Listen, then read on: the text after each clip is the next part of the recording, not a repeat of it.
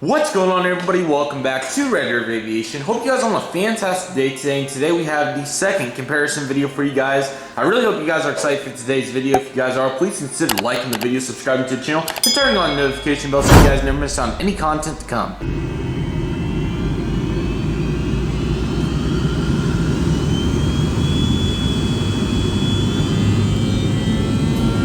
Today we have a comparison between two GeminiJets Boeing 787-8s for American Airlines. We have both releases that they have ever made, the 787-8. We have the 2015 and 2020. Before we get started, if you do want a certain model that I have compared to another one, like I said in the previous one, it could be the same manufacturer, the same aircraft, just to compare the two different versions of it, or it could be two different brands comparing that way. So we have both iterations out now, the Spirit between different companies, and now the same company but different time frames, obviously different models. So either way works. So if you have any that you know I have, please comment below and I'll make sure to do them for you guys. But these are really fun and doable to roll out on a consistent basis. So here we are. We have two American Airlines 787-8s. We have the 2015. This one is still a pretty rare model. Its value let up significantly though when this one, the 2020, was released in July this year. So we are going to go into the details of everything and show you guys what it's all about. Okay, so if you guys missed the first episode, I'll put it on the screen every video and every comparison of how I compare these models. But we have 10 categories if you already know how it works. Awesome. If not, pretty much what we do is we have those 10 categories and we do 5 points each, and then the final scores out of 50 per each model. So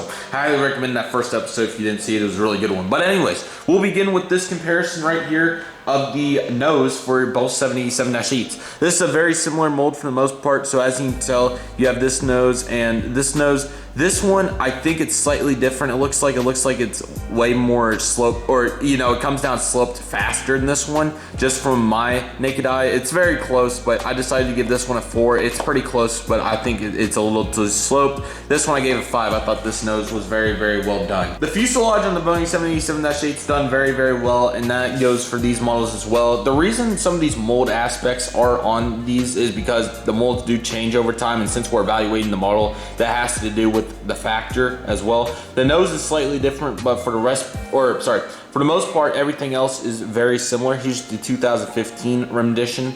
And then if I put that down and show you guys the 2020, this little back slope is the same as well. And then the tail is the same done and everything, but that's not the fuselage. Fuselage is well done. I'll also give a little view like this. Don't worry, I'll start on the color soon enough. We'll have time for that. So as you can tell, fuselage very well done. Both of them got 5s. So for the wings and engines, for the most part, it's very well done. I'll talk about the wing flex when we get to the mold aspect of the model. But for this model, they did as normal, good job on what we expected. So here's the 2015 wing.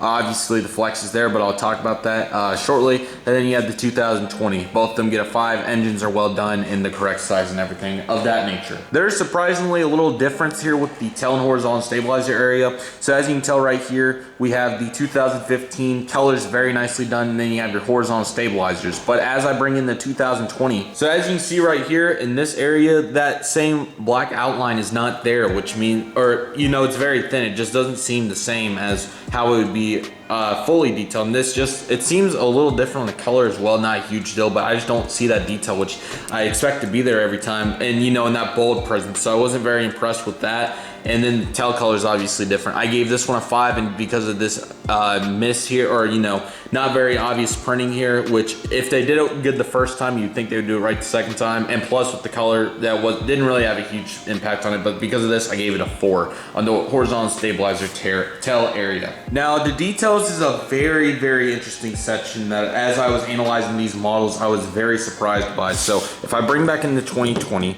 you can't see it the best from this angle, but there is the nose cone line right there. It's a lot more obvious because the color is messed up here, and I'll have my talk about that, but it's in a lot of these factors, so that's why I've mentioned it so many times. But one thing that I was very disappointed by the 2020 is the 2015 has more detail than the 2020. I'll hold them up. The 2020 is on the top. Let me get it from the back of the wing.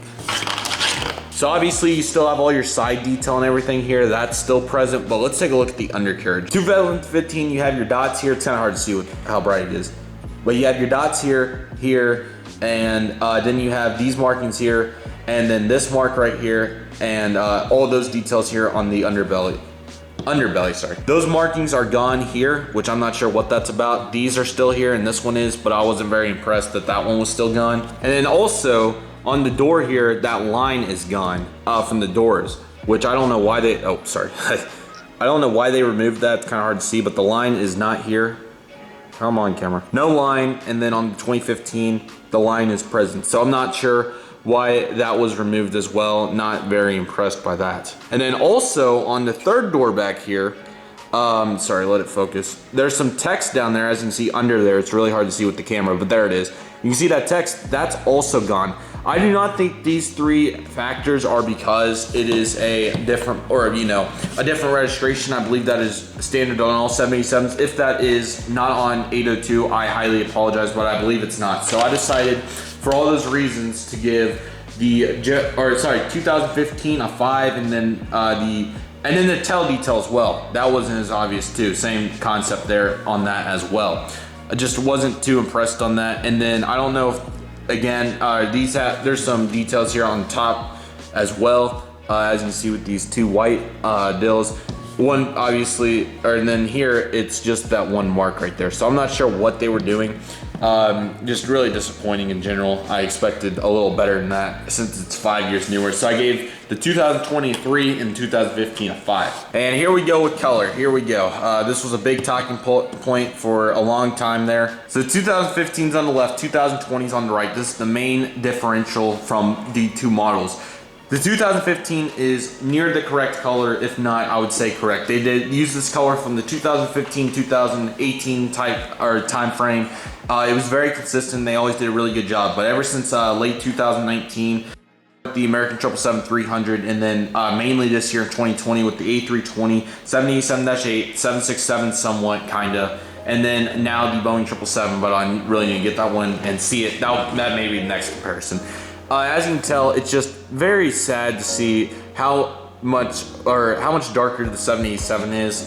It's just obviously a little too, or not a little, but I would say significantly too dark. And then the Wi-Fi box was over exaggerated on the brown. It's been a couple months since we had that review, but in certain lighting conditions, it does come out brown, but not near this brown as I kind of stated as. And here's another look of the comparison. This one obviously has that very glossy texture, but it's just way too dark. And then top that off, the titles, this isn't a big deal compared to it, but then the titles are a little more bolded than this one, which is certainly not the case in real life. And then once again, we have the tail lineup because this is where, again, the colors type deal. This one on the left looks so much better and looks so much closer to its real life counterpart in real life. This one, it looks like they went NG mode or something. It just looks way too vibrant, this blue. I'm not sure what they were doing. They kind of lost the concept of the dark blue and the light blue combo. This is just mainly light blue with a couple smidges. Then this almost looks orange to a degree in real life, especially like these top lines right here and then right there. Some of it kind of looks orange, which is not orange by any means in real life. It's supposed to be that brighter. I don't think it's pigment inside the color. That is, I just am not very impressed by the color on this Boeing 787-8. I don't want it to go off as hate towards Gemini Jets. I'm just not very impressed, especially when 5 years ago they did a near perfect job on it. So I gave the 2015 a 5 on color, and I gave the 2020 a whopping 2. And then for the print, very simple. I'm maybe thinking about, if you guys have maybe I should do Wi-Fi box and antennas over the print, because the print isn't a huge deal in a lot of these liveries so far, but the print came out very nice in both models, so those both have a 5. The quality control also has a 5 for these the quality control also has a 5. I've never seen a 787-8 or 9 broken from Gemini Jets, and they continue to do a very nice job here with these two, with them not coming broken and everything. They've been very attached. The only thing that I've had a problem with on 787 was, I can't remember, or for Gemini, I don't remember having any problems besides the only thing is this horizontal stabilizer last night just randomly popped out, so I had to glue that back in, but besides that, it's been all good. So a 5 and a 5. Now for the mold, both of them receive a 4. This mold, in my opinion, is very, very good. Obviously, it had that little nose. That looks a little different, but for the most part, it's pretty gosh darn good. The problem that I'm sure you guys are gonna expect me to say is the wing flex. These are not in the takeoff or landing configurations. These are in the ground configurations, and they do not flex near this much with this angle. This is for the in-flight type deal. So I gave them both a 4 because of the wing flex. Besides that, the molds are very good and very accurate and everything. Okay, so for the final verdict of these two models, I gave the 2015, the final score came out to a 49 out of 50 or a 98%. It's a very nice model. The wing flex is literally it. I mean, maybe it's another 2 points that deserve to be deducted, but I didn't find any problems besides the wing flex with this model. This is a really nice product from the January 2015 release. I've went through 3 of these, believe it or not. I had one back in the day, that one broke, so I bought 2 more in 2016. I've had them ever since, and they're amazing. The 2020 came out to a 42 out of 50 or 84%. There's some significant, I would say I'm not too impressed with a couple of the things on this model, such as the new type of nose, and then your Wi-Fi box is too dark for most lighting situations, including this one that we have now. Tinted windows are cool, I have to say that though. But then the colors, obviously, definitely too dark, which is the main problem. And then the colors on tele are definitely different compared to the 2015 counterpart. And then you have the couple of places where they forgot to add detail for some reason, which I thought was something that Gemini was superb at and very, very good. But besides that, both models are pretty good. GeminiJets didn't do the absolute worst job on this one, but I've definitely seen better, like this one. So if you have the option, I believe, unless you're really big time on the tinted windows and the Wi-Fi box, that the 2015 is better just because the color looks a little nicer and it does have that little more detail if you do care about that. But if you're big on the Wi-Fi box and the tinted windows or anything else that I may have missed, definitely go for the 2020.